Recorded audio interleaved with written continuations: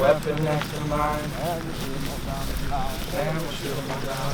So today we are refreshing our land navigation skills. What we practiced yesterday was like the basics of how to use a compass, protractor, how to plot points, what's an azimuth, back azimuth, things like that.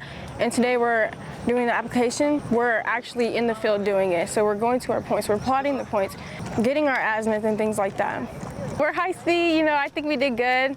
It didn't take us long whatsoever. The points are pretty close together, but we did good. And we worked as a team too. Everybody had a job and we did well. Advice, I would say, at least for night land nav, make sure I have my red lens. Day land nav, make sure I have a plan. I don't want to go in not prepared for land nav. I need to know what I'm doing first. Am I going to calculate my points, all my points now and where they are, or am I doing it point by point?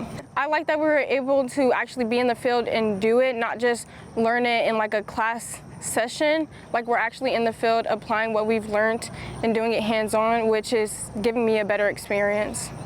I think we did amazing. I think my team's really good at explaining stuff. I'm new to land nav, started yesterday, and I'm surprisingly plotting coordinates and doing everything myself already.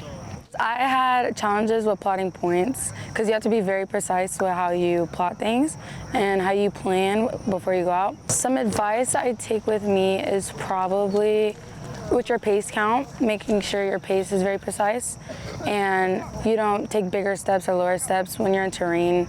It'll sometimes mess up your pace count. I enjoy it. I like being outside and learning. When I learn at school, it's hard for me to obtain information, but when I'm actually hands-on and doing it, it's pretty good.